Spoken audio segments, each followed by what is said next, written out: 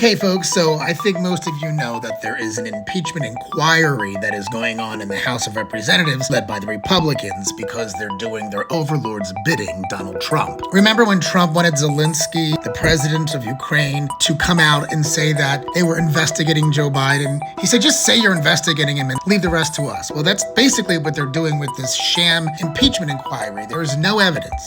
But Republicans are really good at spin. And I want you to pay attention to this jitbag Republican Representative William Timmons of South Carolina. And don't forget that this sham impeachment inquiry is all going on while we're at the brink of a government shutdown. And Republicans like good old William Timmons here, a lawyer, are very good at spin. Watch him spin how he thinks that this sham impeachment is something that the American people need to know about. President Joe Biden has done nothing wrong.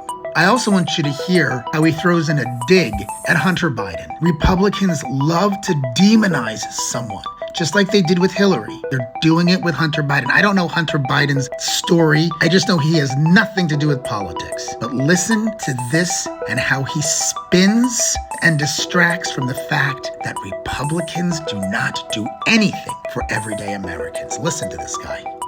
I'm going to try to simplify this for the American people.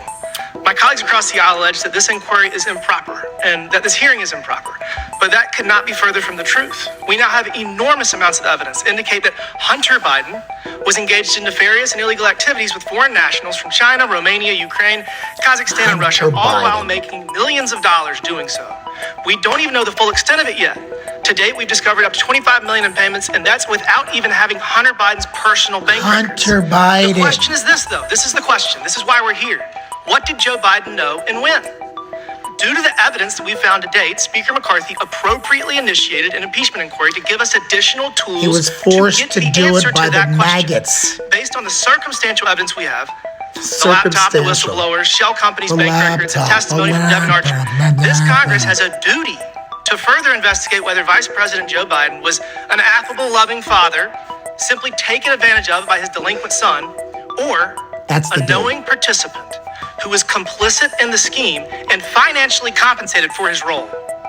That is why we are here today.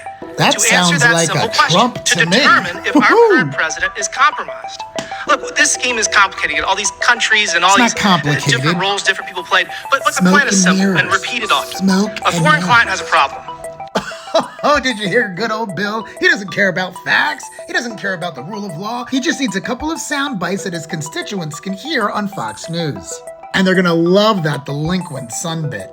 Oh, and speaking of delinquent, I found this on Wikipedia about good old Bill. On July 17th, 2019, Timmons married his wife Sarah on the balcony of the U.S. Capitol. Senator Tim Scott officiated. What? In response to posts on social media, Timmons acknowledged in July 2022 that he and his wife were working on their marriage after going through tough times in recent months. He said other allegations were false and mostly defamatory and asked for privacy and prayers. He told his constituents, don't be distracted, and emphasized that his personal life does not affect his congressional service. Sarah filed for marital separation in mid-November 2022.